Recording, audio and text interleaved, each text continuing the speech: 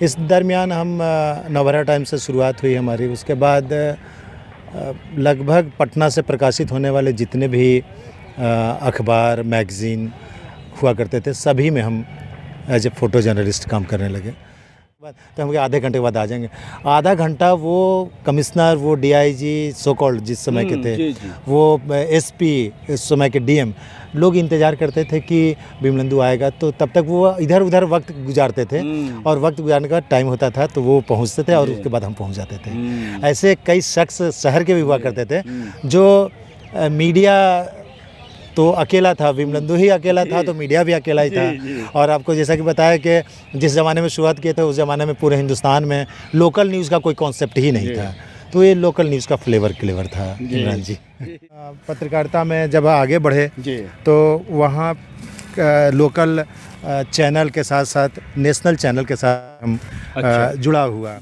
Phone आया हमें कि आज तक से हम बोल रहे हैं क्या आप आज तक में काम करना चाहेंगे? तो होता है ना कि अंधा खोजे धुआं। तो आज तक हिंदुस्तान का सबसे तेज़ चैनल था। तो जब फ़ोन आया और बोले कि हम सुजीत झा बोल रहे हैं, तो हम क्यों नहीं करेंगे, ज़रूर करेंगे। और उस वक्त आपको बता दें कि एक घटना घटी थी गया में जिसको हम कवर किए थे। एक नक्सली घटना घटी थी, उसमें रिज़ल्ट आने वाला था, मतलब न्यायालय में उसका ये होने वाला था, फैसला आने वाला था। तो फैसला आने वाला था तो उसमें एक नक्सली नेता हमसे मिले थे और बोले थे कि बिमलेंदु जी, तो अगर हम लोग के पक्ष में नहीं आया निर्णय तो ये कोर्ट रहेगा नहीं, इसको हम लोग उड़ा देंगे। और उसे पत्रकारिता को लोग ढाल समझ लेते हैं, वैसे लोग जो लोग मेन स्ट्रीम में नहीं हैं, जैसे बैड एलिमेंट्स, वो लोग अब जर्नलिज्म में आ गए हैं। बैड एलिमेंट्स अपने को बचाव के लिए, जैसे पकड़ने वाला है, पुलिस उसको तलाश रही है, अब वो मीडिया का ले लिया अपने ऊपर एक आई कार्ड टांग लिया गले में या कि माइक ले लिया। अब उसको पता है कि पुलिस के पास हमको जाना ही जाना है, पुलिस के पास जाएंगे तो किसके किसके खिलाफ़ क्या क्या है वो सारा चीज़ मेरे नॉलेज में रहेगा, तो वो अपने को बचाव कर लेगा। तो आज के तारीख में जो आप गिरावट की बात बोले, तो वो गिरावट का वजह यही सब हो रहा है जैसे हैं, और जो किया उसके वजह से पहचान मिली। तो हम तो शुक्रगुजार हैं ऊपर वाले का कि उन्होंने हमें एक ऐसा मौका दिया जहाँ पे समाज में प्रतिष्ठा, सम्मान, इज्जत और लोग हथेली पर लेके चले। लोगों ने आकंठ हमें इज्जत दिया। आप देख रहे हैं बिहार आजकल और मैं हूं इमरान अली। शख्स से शख्सियत बनने की कहानी सुनेंगे आप खुद उन्हीं की ज़बानी। Face to face with Imran Ali में हर बार आपकी मुलाकात कराते हैं एक नई शख्सियत से। इस बार हमारे साथ बातचीत करने के लिए हैं मशहूर पत्रकार Vimalendu Chaitanya ji.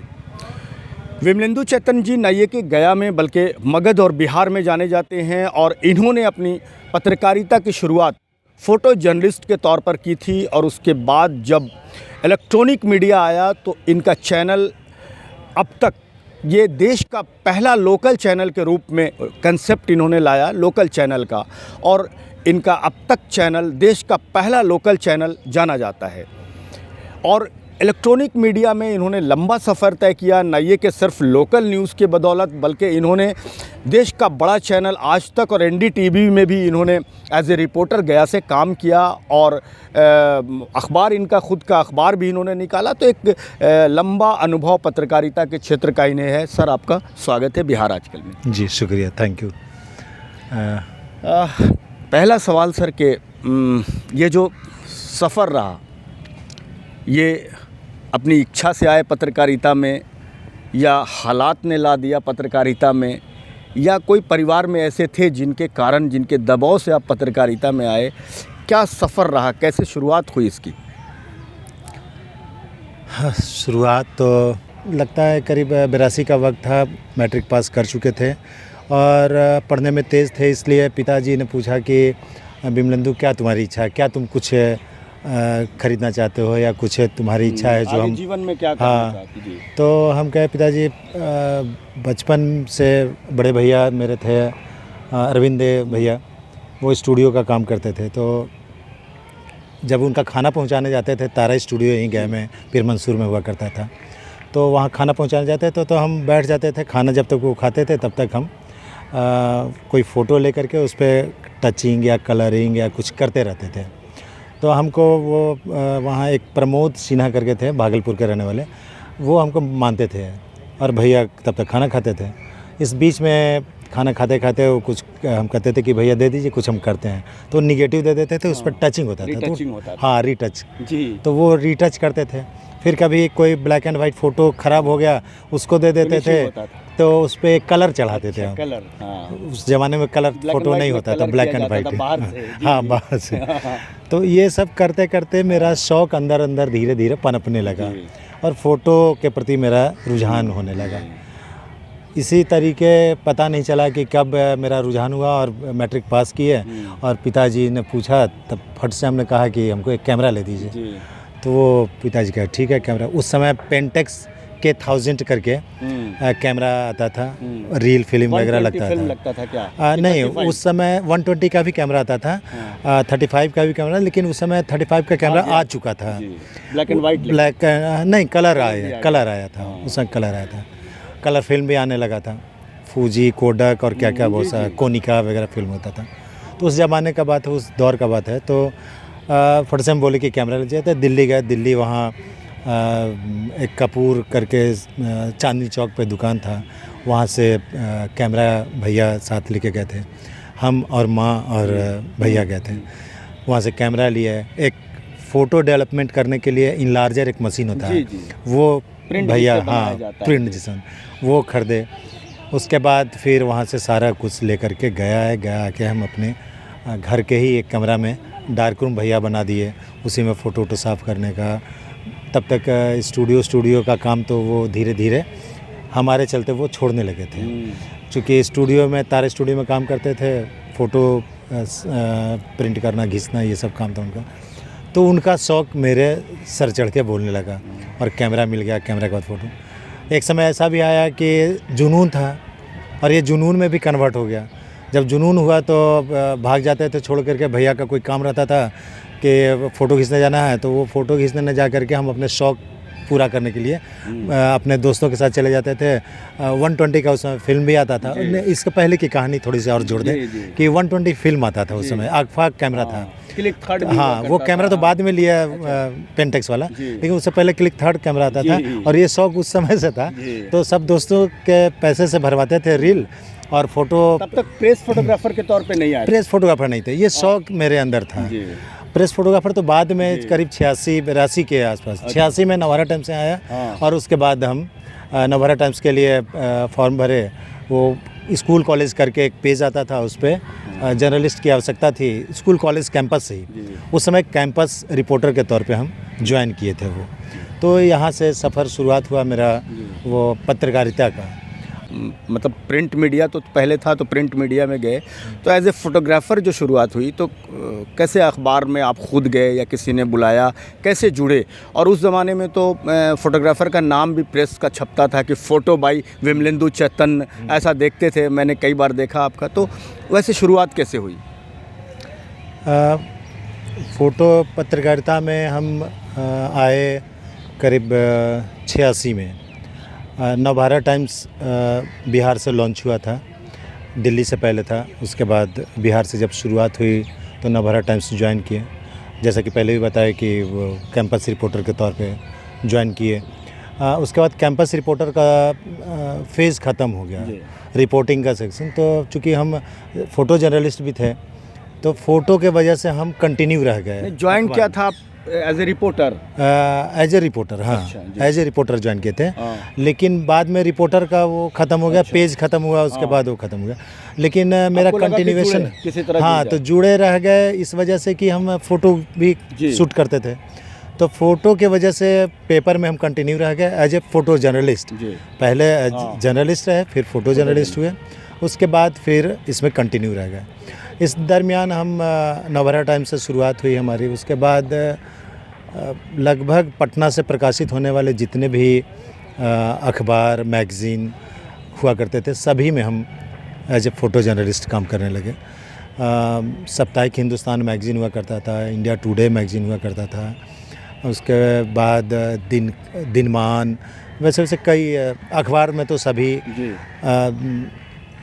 Aryavart, Searchlight, Indian Nation, Times of India, Hindustan Times, मतलब जितना भी इंग्लिश और हिंदी का अखबार हुआ कभी ऐसा होता होगा कि पटना में आप गए और किसी कोई जो पहचानते नहीं आपको, वो अचानक आप बोलते मैं विमलेंदु चैतन हूँ, तो क्या रिएक्शन मिलता था दूसरे जगह के लोगों के? बाहर का उस समय एडिशन एक ही हुआ करता था। अच्छा। सिंगल एडिशन होता था, अब पूरे बिहार में एक ही एडिशन जाता था। तो पूरे बिहार उस समय झारखंड भी नहीं बटा था। हाँ, बाईलाइन आता था, बाईलाइन आता था। और सिंगल एडिशन होने की वजह से बिहार के किसी भी कोने में बताया कि उस समय बिहार बटा भी नहीं था, झारखंड कटा नहीं था। तो उस समय पूरा बिहार था। हाँ, पूरा बहुत बड़ा एरिया, वहाँ तक लोग जान जाते तो सारे जा पाए। फारबिसगंज तक हमारे एक दोस्त रहते थे जोगबनी में, वहाँ जाते थे, वहाँ भी लोग जानते थे कि विमलेंदु चैतन, अच्छा आप ही हैं विमलेंदु चैतन। ये तो फोटो जर्नलिज्म की बात हो गई, नाम से लोग सब वाकिफ हुआ करते थे। अच्छा, ये जो इलेक्ट्रॉनिक मीडिया का उदय हुआ उसी दौरान में हमको लगता है कि तब तक बहुत ज़्यादा चैनल भी नहीं थे, कुछ चैनल था, दूरदर्शन आया, फिर दूरदर्शन के बाद कुछ चैनल आए, तो फिर आपका जुड़ाव मैंने देखा कि आपको गया से विमलेंदु चैतन या विमलेंदु चैतन के साथ सुजीत कुमार झा, ऐसा मैंने कई बार आज तक पर देखा। आपके हाथ में हमने लोगो भी देखा कई बार NDTV का या आज तक का। तो फिर इलेक्ट्रॉनिक मीडिया में कैसे पहुँचे? दरअसल हुआ क्या कि जब मेरे पास एक वीडियो कैमरा हम बीच में खरीदे, जैसे फ़ोटो कैमरा तो था ही मेरे पास, जिसकी कहानी पीछे भी बताई हमने। उसके बाद मेरे बगल में रहते थे संजू भैया, उनका नाम था, TPCP स्टूडियो उस समय वो खोले थे, तो वो कैमरा अपना सेल कर रहे थे। तो कैमरा बोले कि विमलेंदु लोगे तो ले लो, तो हम कहे दे दीजिए भैया, लेकिन पैसा भी उतना है नहीं। तो पैसा के लिए हम फिर मैट्रिक का सर्टिफिकेट रख करके उससे हम कैमरा परचेज़ किए, और कैमरा परचेज़ करने के बाद ले काफ़ी संघर्ष रहा है। हाँ, संघर्ष तो पूरा जीवन ही संघर्ष में रहा। मैट्रिक के सर्टिफिकेट पर कैमरा लिए, कैमरा लेने के बाद उस ज़माने में कैमरा मैन का वैल्यू आप समझिए कि दूल्हा से कहीं ज़्यादा हुआ करता था। पूरा उसका ध्यान रखा जाता था। जी। आपको बता दें कि एक समय की बात है कि हम कहीं शूट करने के लिए गए थे, तो उस वक्त लोग मेरे लाइटमैन बनने के लिए लोग तैयार हो जाते थे। अच्छा। दूल्हा का भाई जो एकदम सबसे फर्स्ट पर्सन होता है, दूल्हा के बाद उसका भाई, वो भाई बोलता था कि भैया हमको रखिए ना लाइटमैन में। तो लाइटमैन में हमको रखिएगा तो हम आपके साथ साथ सब जगह घूम जाएंगे। नहीं, घूस भी जाएंगे हर जगह, लोगों से मिल भी तब मुश्किल था हर जगह जाना। मुश्किल होता था उस जमाने में, तो नहीं थी, फैमिली में थोड़ा घुसना मुश्किल होता था। तो उस नाते घुस जाते थे लोग, तो हमारा लाइटमैन बनने के लिए दूल्हा का भाई तैयार हो जाता था, और बड़े बड़े लोगों का वीडियो शूट करते थे। मीडिया में आने का कैसे हुआ क्या कि फ़ोटो जर्नलिज्म की कहानी तो ख़त्म हुई। उसके बाद जब कैमरा आ गया तो कीड़ा काटने लगा कि भाई कैमरा का क्या उपयोग करें। धीरे धीरे देखने लगे कि उसमें मतलब गिरावट आने लगा, काफ़ी लोग आ गए, एक दो नहीं सैकड़ों की संख्या में लोग आ गए इस क्षेत्र में, वीडियो शूटिंग के क्षेत्र में। हाँ। शादी ब्याह का जो चलता, शादी के वीडियोग्राफर, शादी, हाँ, तो लगा कि अब इसमें हाँ, तो इसमें कुछ क्रेज था तब तक आपने किया। हाँ, क्रेज जब तक था, हम हर जगह क्रेज जहाँ रहा वहीं हम हाथ डालते थे। क्रेज खत्म, कहानी खत्म, उसके बाद हम आगे बढ़ जाते थे। भीड़ में रहने की आदत मेरी शुरू से नहीं थी, और अभी तक भी भीड़ में रहने की आदत नहीं है। आज भी देखिए दौर ख़त्म हो चुका है। अब जितना मोबाइल उतना चैनल है, और उतना CEO है। सही। सब चैनल के सब CEO हैं, और हज़ारों चैनल हैं, हज़ारों लोग हैं, और हज़ारों मतलब समझिए कि मीडिया हाउस है। बिल्कुल। तो ऐसे में भीड़ बहुत, अब हम भी कटने लगे हैं, क्योंकि एक दौर था उस समय जब हमारी पूछ होती थी। जब हमारी पूछ ख़त्म तो फिर हम भी अपना फॉर्मेट चेंज कर लिए, और सोचा कि इसको कोई प्रतिष्ठा से जुड़े हुए सेगमेंट की ओर जोड़ें। तो फिर हमने सोचा कि क्यों ना इसको एक चैनल के रूप में इसको कन्वर्ट करें। उस ज़माने में दूरदर्शन ही सिर्फ हुआ करता था, दूरदर्शन के सिवाय कुछ नहीं था। दूरदर्शन के बाद एक शुरुआत हुआ स्टार पे 6 घंटे का जी का पैकेज शुरू हुआ था, हिंदी चैनल का। उस वक्त केबल आ चुका था बाज़ार में। तो केबल आने के बाद जब शुरुआत हुई चैनल की, सैटेलाइट चैनल की, तो उसके बाद मेरा टर्निंग पॉइंट आया। वहाँ से हम अपने वीडियो कैमरा को डाइवर्ट किए न्यूज़ चैनल की ओर, और उसके बाद फिर दौर शुरू हुआ। तो लोकल जब चैनल शुरू हुआ था तो लोगों के लिए बहुत हैरानी होती होगी उस वक्त। टीवी पे आना, लोकल लोगों को, लोकल नेताओं को जब आपने शुरू किया था? देखिए तब उस तो वक्त कुछ था नहीं। कुछ नहीं था, उस वक्त तो चैनल का नाम भी नहीं था। बस एक छोटा सा वाक़या आपको बता दें, उससे आपको पता चल जाएगा कि फ्लेवर क्या इसका होता था। हम बाजू में एक ज़ियारत हुसैन स्वर्गीय अब हैं, उनके छोटे बेटे रहते थे, उनके हम दूध लेने जाते थे। दूध ले करके लौटते थे तो उनके यहाँ जब जाते थे दूध लेने के लिए तो वहाँ पे एक ग्वाला था, दूध दूता था, और अचानक वो बोल रहा था कि भैया जानते हैं मेरे घर के बगल का न्यूज़ दिखा रहा था और उसमें ऐसे बोल रहा था, ये कह रहा था, और वो दूध दूह रहा था तेज़ी से और बड़ा ही जोश से बता भी रहा था। और जो थे वो जिनके भैया जिनको बोल रहे थे वो मुस्कुरा रहे थे कि वो यही आदमी था। लेकिन वो बता नहीं रहे थे कि वो यही आदमी था। वो मुस्कुरा करके हमको देख रहे थे और बोले कि देखो विमलेंदु तुम्हारा क्या उस समय पैशन था। तो ये था उस ज़माने में कि लोग बताते नहीं थकते थे कि चैनल का शुरुआत। बहुत सारे लोग भी बहुत प्रभावित होते हैं। अधिकारी क्या, आम लोग भी कभी कभी गुस्से का भी शिकार होना पड़ता था। कुछ लोग कहते थे क्या विमलेंदु जी आपको तो न्यूज़ पढ़ने आता नहीं है, तो कभी कभी झेलना पड़ता था। तो लोग कहते, तो हम बोलते थे कि भैया हमको तो नहीं पढ़ने आता, क्योंकि शुरुआत ही जब किए हैं तो आइडिया है नहीं। तो जो चीज़ का शुरुआत किए हैं उसमें अगर कुछ अच्छा आप कर सकते हैं तो आप ही बता दीजिए, आप कीजिए। तो उनको कभी कभी हम बोल देते थे कि आप ही 2 लाइन बोल दीजिए। जब उनको थमाते थे तो पसीना पसीना, जाड़े में भी पसीना उनको आने लगता था। तो ये हाल होता था न सिर्फ आम लोगों की, खास लोगों की भी। उस समय विधायक प्रेम जी हो चुके थे और प्रेम जी जब कवरेज के लिए वो इंतज़ार करते थे। वो नहीं नाम नहीं बताएंगे, कलेक्टर, एसपी, कमिश्नर, डीआईजी, उस वक्त के लोग इंतज़ार करते थे कि विमलेंदु का मेरे पास एक शूट कर दो न्यूज़ का। तो हम बोलते थे कि सर हम अगले को बोल चुके हैं, वहाँ जा रहे हैं, तो उधर से होता। अच्छा कोई बात नहीं, वो बेचारे झेप जाते थे। लेकिन हमको लगता था कि हम ज़्यादा बोल दिए कुछ। तो वो फिर कहते थे कि अच्छा ठीक है 15-20 मिनट के बाद, तो हम आधे घंटे के बाद आ जाएंगे। आधा घंटा वो कमिश्नर, वो डीआईजी सो कॉल्ड जिस समय के थे, वो एसपी इस समय के डीएम, लोग इंतज़ार करते थे कि विमलेंदु आएगा। तो तब तक वो इधर उधर वक्त गुजारते थे और वक्त गुजारने का टाइम होता था तो वो पहुंचते थे और उसके बाद हम पहुंच जाते थे। ऐसे कई शख्स शहर के भी हुआ करते थे जो मीडिया तो अकेला था, विमलेंदु ही अकेला था तो मीडिया भी अकेला ही था। और आपको जैसा कि बताया कि जिस ज़माने में शुरुआत किए थे उस ज़माने में पूरे हिंदुस्तान में लोकल न्यूज़ का कोई कॉन्सेप्ट ही नहीं था। तो ये लोकल न्यूज़ का फ्लेवर था इमरान जी। जो स्थानीय नेता हैं जो टीवी चैनल पर नहीं आ सकते, चूँकि सिर्फ दूरदर्शन था, तो अपनी चीज़ों को, अपने प्रोग्राम को, धरना प्रदर्शन को जब वो स्क्रीन पर देखते होंगे तो उनको तो बहुत खुशी होती है। उस वक्त किस तरह से उनका क्या बिहेव रहता था? आपको बता दें इसके पीछे थोड़ा सा कि अखबारों में जगह नहीं मिला करता था उस वक्त। पेपर में 1-2 लाइन छप गया तो बड़ी बात होती थी। तो लोग मेरे तरफ डाइवर्ट होते थे। लोग आते थे मेरे पास तो उनका नाम वाम भी अपने न्यूज़ में पढ़ दिया करते थे। और उस वक्त आप भी उसके गवाह हैं कि जब न्यूज़ पढ़ते थे तो उनका नाम आ जाता था तो खुशी के मारे झूमने लगते थे। तो ये दौर था उस समय। तो उस वक्त न सिर्फ नेता बल्कि नेता के साथ साथ कई ऐसे लोग भी थे, जैसे पत्रकारिता में भी बोले तो पत्रकारिता में जब मान लिया कोई नेता का इंटरव्यू कर रहे हैं, जैसे ही हम पहुँचे तो वो खड़े हो जाते थे, आइए विमलेंदु जी।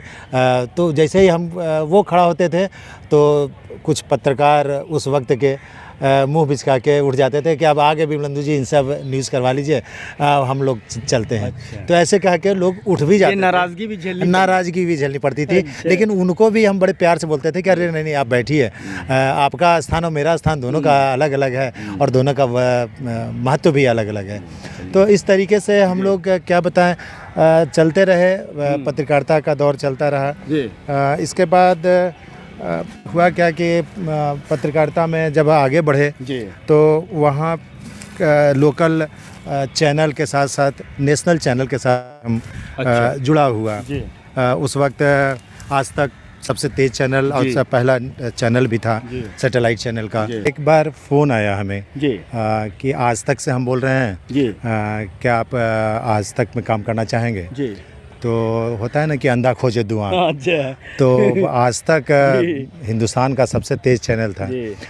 तो जब फ़ोन आया और बोले कि हम सुजीत झा बोल रहे हैं, तो हम क्यों नहीं करेंगे, ज़रूर करेंगे। और उस वक्त आपको बता दें कि एक घटना घटी थी गया में जिसको हम कवर किए थे।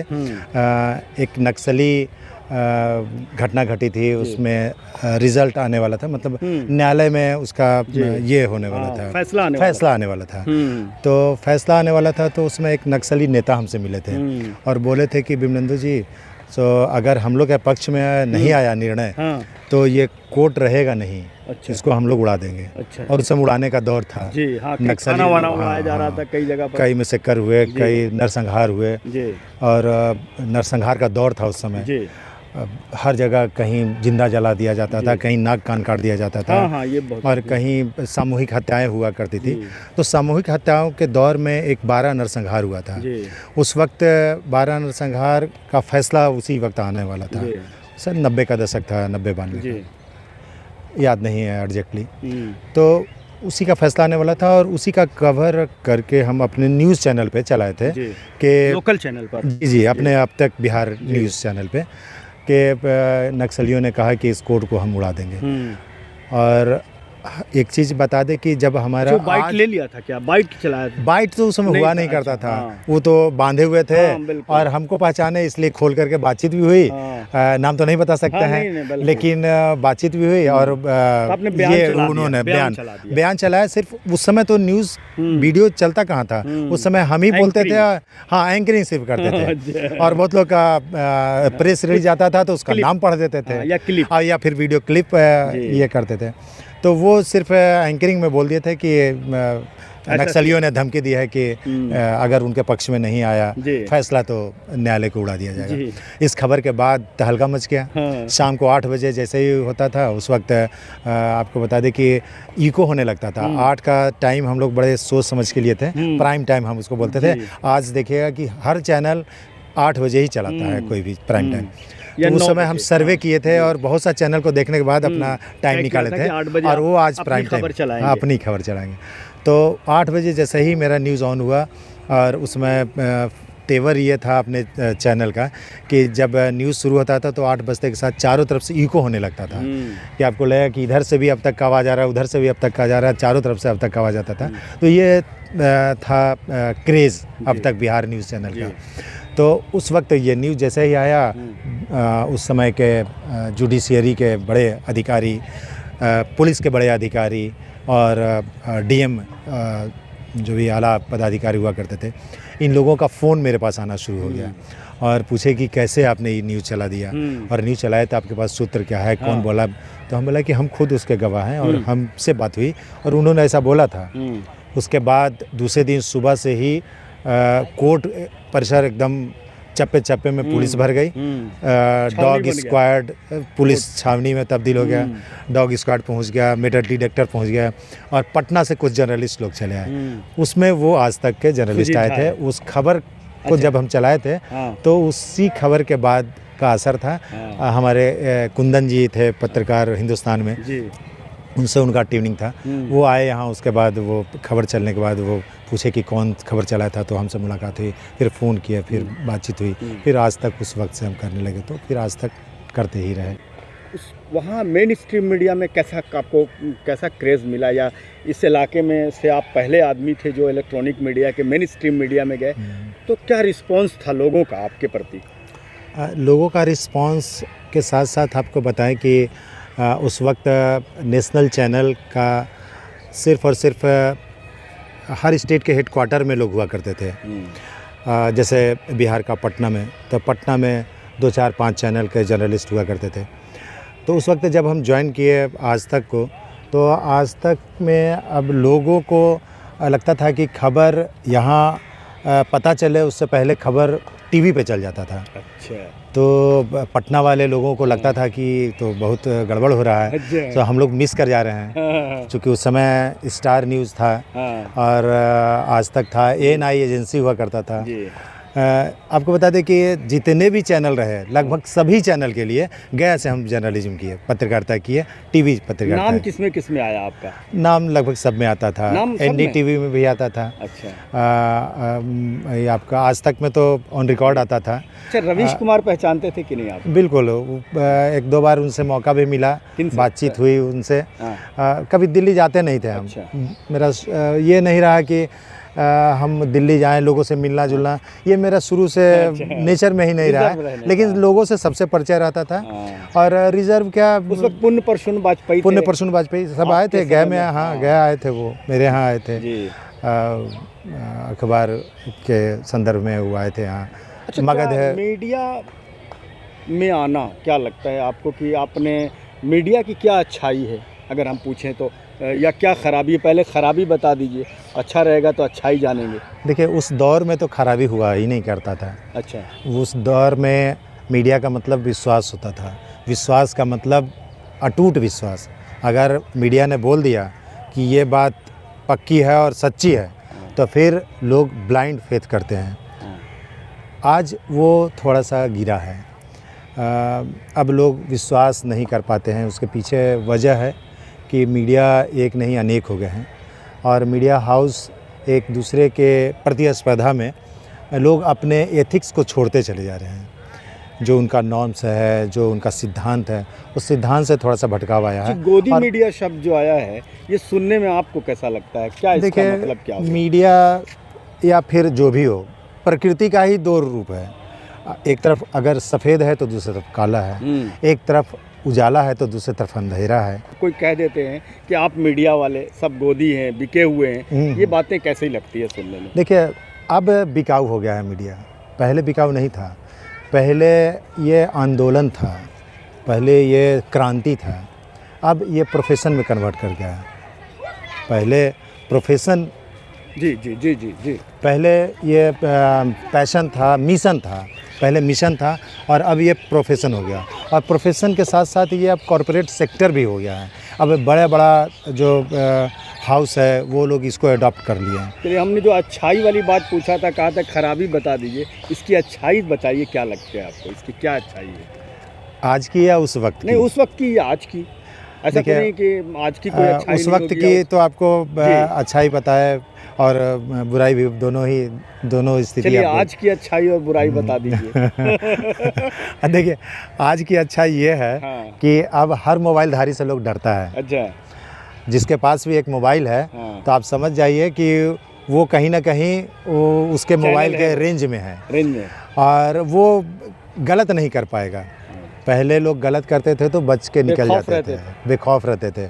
चलो 1 2 4 5 मीडिया होते थे तो 1 2 4 5 को ही मैनेज करना पड़ता था। अब हज़ारों मीडिया वाले हो गए, तो अब किसको आप मैनेज करेंगे? तो ये अच्छाई है। अच्छा। चूँकि हम एक बार यहाँ कलेक्टर के यहाँ मीटिंग हो रही थी तो उसमें यूट्यूबर लोग को रोक दिया गया, कहा कि यूट्यूबर लोग नहीं जाएंगे, चूँकि उसकी बुराई के बारे में लोग जान रहे थे। हम कहे, अगर यूट्यूबर को क्यों रोकेंगे आप? यूट्यूबर भी लायबल पर्सन है और यूट्यूबर भी समझता है स्थिति और परिस्थिति को।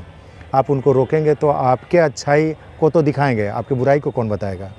तो ये अच्छाई और बुराई का जो था वो गोदी और मोदी वाला मामला, ये हर वक्त चलता रहता है। तो अच्छाई इसका ये है कि आप बच नहीं पाएंगे और बुराई ये है कि बच गए तो आप फंसेंगे हर हाल में। तो ये आपका बचना बिल्कुल शून्य हो चुका है कि आप बचने से मतलब फंसने से आप बच नहीं सकते। ऐसा नहीं लगता कि गरिमा घटी है? देखिए, गरिमा घटी है, कुछ इसमें ऐसे लोग आ गए हैं जो इसको ढाल के रूप में यूज़ करते हैं। अच्छा। पत्रकारिता को लोग ढाल समझ लेते हैं। वैसे लोग जो लोग मेन स्ट्रीम में नहीं हैं, जैसे बैड एलिमेंट्स, वो लोग अब जर्नलिज्म में आ गए हैं। बैड एलिमेंट्स अपने को बचाव के लिए, जैसे पकड़ने वाला है, पुलिस उसको तलाश रही है, अब वो मीडिया का ले लिया अपने ऊपर एक आई कार्ड टांग लिया गले में, या माइक ले लिया। अब उसको पता है कि पुलिस के पास हमको जाना ही जाना है, पुलिस के पास जाएंगे तो किसके किसके खिलाफ क्या क्या है वो सारा चीज़ मेरे नॉलेज में रहेगा, तो वो अपने को बचाव कर लेगा। तो आज के तारीख में जो आप गिरावट की बात बोले, तो वो गिरावट का वजह यही सब हो रहा है कि वो लोग आ रहे हैं इसमें जो लोग को आना ही नहीं चाहिए था, जिससे बचाव करना चाहिए था वो लोग इसको अडॉप्ट कर रहे हैं। तो ये है इसका गिरावट। इसके वजह से लोग भाग रहे हैं, मीडिया में ज़्यादा लोग आ रहे हैं, बचने के लिए आ रहे हैं। पहले पता है कि जैसे मिशन था, अब प्रोफेशन के रूप में लोग। सर ये ठीक बात है कि आप जो बता रहे हैं, लेकिन क्या लगता है कि अगर जो जर्नलिस्ट यूनियन है या श्रमजीवी पत्रकार यूनियन है या और भी कोई फोरम है, जर्नलिस्ट फोरम है, ये सब लोग अगर पत्रकारों का, नए सीखने वालों का प्रशिक्षण करें और प्रशिक्षण करके बताएं कि कैसे काम करना चाहिए, कितना काम करना चाहिए, क्या डिसिप्लिन है, अनुशासन इसका क्या है, तो उसका कुछ ये कि कुछ अच्छे लोग भी सामने अच्छे तरीके से काम करने के लिए आए। इस पर क्या आपको क्या लगता है, क्या राय है आपकी? देखिए, जब भीड़ बढ़ जाती है ना, तब फिल्टरेशन शुरुआत करना चाहिए। फ़िल्टर आप करेंगे तो अच्छे लोग छन के आएंगे। जी। अच्छे लोग को जब आप छान के लाएंगे तो वो लोग आएंगे जो लोग सचमुच इसके लिए डेडिकेशन रखते हैं, समर्पण रखते हैं, जो सचमुच पत्रकारिता करना चाहते हैं, पत्रकारिता का नॉर्म्स, ये एथिक्स वगैरह समझते हैं। तो इन लोगों को समझाने के बाद एक दौर ऐसा आएगा कि पत्रकारिता का सही मायने लोग समझना शुरू कर देंगे।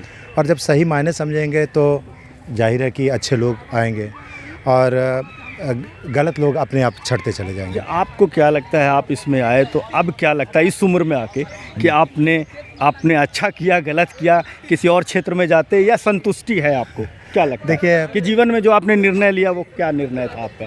देखिए, आज तक हम यहाँ हैं जी, तो सिर्फ़ और सिर्फ अपने कर्मों के बदौलत हैं जी, जो हम काम किए उसके वजह से हैं जी, और जो किया उसके वजह से पहचान मिली। जी, तो हम तो शुक्रगुजार हैं ऊपर वाले का कि उन्होंने हमें एक ऐसा मौका दिया जहाँ पे समाज में प्रतिष्ठा, सम्मान, इज्जत और लोग हथेली पर लेके चले। लोगों ने आकंठ हमें इज्जत दिया। पैसे के दौर में हम कभी अपने आप को उसके करीब नहीं पाए। पैसा कभी मेरे लिए मायने नहीं रखा, शायद इसलिए हम पैसे के पीछे कभी भागे नहीं। कभी कोई पैसे की बात करता है तो लगता है इस कान से बोला इस कान से ऑटोमेटिक निकल जाता है। वो मेरे नेचर। खुश हैं आप बहुत कि जीवन में आपको जो मैंने पाया, आपने जी बिल्कुल प्यार प्रतिष्ठा बहुत पाया। हाँ, बहुत खुशी है। बिल्कुल एकदम खुश हैं, संतुष्ट हैं। इसलिए हम हमेशा अपने आप को सौभाग्यशाली लोग समझते हैं। बोलते हैं कि जो वो संतुष्ट होते हैं अपने बच्चों को वो बनाना चाहते हैं, डॉक्टर, नेता, अभिनेता। क्या आपको कभी लगा, मन में आया कि अपने बच्चों को, बेटे बेटियों को भी हम जर्नलिज्म कराएं या पत्रकारिता में लाएं? बिल्कुल बिल्कुल। हाँ। कोशिश तो यही है कि मेरे बच्चे, मेरे जो विरासत कायम किया है हमने, उस विरासत को कैरी फॉरवर्ड आगे ले करें, जाएं। आगे ले जाएं। अच्छा, मतलब आपकी पीढ़ी जो है आने वाली वो आएगी इसमें? लाने की कोशिश है। जी। अभी हम उन बच्चों को छोड़ दिया है इसलिए कि वो स्वयं अपने स्तर से सोच सके कि उन्हें क्या करना है। जब वो थक जाएंगे तो हम कहेंगे कि मेरा अपना प्लेटफॉर्म है, उसको चुनो और इसमें ज़्यादा तीव्र गति से आगे बढ़ सकोगे। क्योंकि ये फ्रेम ऐसा फ्रेम है जिसमें हम बुनियाद से लेकर के, शीर्ष से लेकर, अर्श से लेकर फर्श तक का सफ़र हम खुद देखें हैं, तो हम ये बता भी सकेंगे बच्चों को कि आपको इसमें। आपके लिए कोई यादगार बात पत्रकारिता का कोई के लिए वो यादें बहुत डरावनी हो या बहुत खुशी भरी हो? देखिए, डरावनी तो कभी रहा ही नहीं और डरने का कभी दिल में, जहन में कभी आया भी नहीं। डरते तो पत्रकारिता नहीं करते, इसलिए लोग हमसे डरते थे। क्यों डरते थे ये नहीं पता। गलत लोग होते थे इसलिए डरते थे। नाम नहीं बताएंगे, बड़े बड़े टाइकून जो मगध के, गया के, कि कोई भी किसी को डराने से कोई डरता नहीं है। और आज प्रतिष्ठा, इज्जत अगर लोग दे रहा है तो वो भी एक न एक दिन बदलेगा। कुछ लोगों को आप ऐसे याद करेंगे जिनका सहयोग, सम्मान, जिनका प्यार आपको अपने पत्रकारिता जीवन में मिला? ये कठिन काम होता है किसी एक का नाम लेना, फिर भी जो आपके कुछ गुरु जैसे हैं या बड़े भाई जैसे हैं या आदर आपको मन में उनका है कि जो उन्होंने आपको कुछ सिखाया, कुछ दिया, सहयोग किया, ऐसे कुछ लोग आपके जीवन से जुड़े? गुरु की जहाँ तक बात है तो मेरे इस क्षेत्र में, चूँकि पत्रकारिता, जिस क्षेत्र का पत्रकारिता की है उसमें तो हम अपने खुद अकेले थे, तो कोई गुरु थे ही नहीं उस समय। रही बात कि इस क्षेत्र में आए तो कैसे आए, इसमें हम अपने बड़े भाई जो अरविंद भैया हैं उनको हम अपना गुरु मानते हैं। आए थे किसी और कारण से, लेकिन इस इज्जत और सम्मान के प्लेटफॉर्म पे आ गए तो हम उन्हीं को गुरु मानते हैं। वो मेरे प्रेरणा। पत्नी का क्या सहयोग रहा? क्योंकि बहुत पत्नी तो मुश्किल आप काम समझिए है, कि बहुत मुश्किल काम है ये, और इसमें घर वालों बड़े प्रभावित होते हैं, तो क्या उनका क्या रहा रिएक्शन? आपको इतना चीज़ से समझ जाइए कि जब हम निकलते थे घर से बाहर तो लोग कहते थे कि होम टीवी है। अच्छा। वाइफ उस समय कैमरा से शूट करते थे, तो कैमरा बड़ा वाला कैमरा हुआ करता था, तो बड़ा कैमरा से शूट करते थे, तो कैमरा लेके पीछे वो प्ले भी उसी कैमरे से करते थे। एक चीज़ और इसमें आपको ऐड कर दें कि जिस ज़माने में इसको डाइवर्ट किए थे पत्रकारिता को टीवी जर्नलिज्म में, तो उस समय एक वीसीआर पे, एक कैमरा पे सारा चीज़ ब्रेन में रखते थे हम। एडिटिंग, एंकरिंग, वॉइस ओवर और एवरीथिंग, सब कुछ करते थे। अपने आप में सब कुछ थे, आप खुद अकेले? हाँ, एक कैमरा में हम सब कुछ कर लेते थे और ब्रेन में रखते थे कि कहाँ पे एंकरिंग करना है, कहाँ पे वॉइस ओवर करना है, और एंकरिंग के लिए कितना सा जगह छोड़ना है, ये काउंटर गिन करके। उस ज़माने का पत्रकारिता तो खैर क्या बताएं, वो टीवी जर्नलिज्म की शुरुआत आखिरी थी। सवाल के क्या संदेश होगा आपका अब मीडिया के क्षेत्र में, या लोगों के लिए जो हमारे दर्शक देख रहे हैं आपको? हम यही कहेंगे कि आइए, ये बहुत अच्छा क्षेत्र है, इसमें इज्जत, पैसा, सम्मान सब कुछ है, लेकिन उस चीज़ को मत भूलिए जिसके वजह से आपको इस क्षेत्र में आने के बाद प्रतिष्ठा मिलेगा। ईमानदारी और काम के प्रति हार्ड वर्किंग, जैसा आप में भी दिखता है। इमरान जी हमारे आज के नहीं, पुराने ज़माने के मित्र भी रहे हैं, तो हम ये कहेंगे कि इमरान जी जैसा बनिए। इमरान जी में जो पैशन आज भी है, इतने होने के बावजूद आज भी वही क्लेवर फ्लेवर है, तेवर भी वही है, तो ये इमरान जैसा कोई बने तो पत्रकारिता वाकई बहुत अच्छी है, खूबसूरत है, और सारे जहाँ में अगर कोई अच्छा काम है तो वो जर्नलिज्म है, जिसके माध्यम से आप दुनिया के सब लोगों को या तो खुश कर सकते हैं या फिर आप दुनिया को सच का आईना दिखा सकते हैं। बहुत शुक्रिया सर हमसे बात करने के लिए। थैंक यू इमरान जी। तो हम अपने दर्शकों को बता दें कि आज हमारे साथ जो बात कर रहे थे, ये मीडिया की दुनिया का एक ऐसा नाम है जो न कि गया मगध बल्कि बिहार में ये जाने जाते हैं। विमलेंदु चैतन्य एक ऐसा नाम जो फ़ोटो जर्नलिस्ट से लेकर इलेक्ट्रॉनिक मीडिया तक देश दुनिया में इनकी पहचान बनी मीडिया के क्षेत्र में। और आज हमसे बात कर रहे थे, बहुत सारी चीज़ों को इन्होंने विस्तार से बताया, अपने जीवन यात्रा को, अपने पत्रकारिता की यात्रा को। और मेरे लिए सबसे अच्छी बात इन्होंने जो कही, मुझे जो बात मेरे लिए इन्होंने कही, वो मेरे लिए किसी अवार्ड से कम नहीं है, किसी सम्मान से कम नहीं है। तो मैं आज इस इंटरव्यू को करके विमलेंदु जी के काफ़ी खुशी महसूस कर रहा हूँ कि मेरी दिशा बेहतर है, मैं अच्छी दिशा में कर रहा हूँ, इसकी खुशी मुझे है। सर बहुत बहुत शुक्रिया, आपने मेरी हिम्मत अफजाई की और ख़ुद भी अपने सारी बातों को हमारे दर्शकों के सामने रखा। बहुत बहुत शुक्रिया सर। शुक्रिया आपका भी, बहुत बहुत धन्यवाद।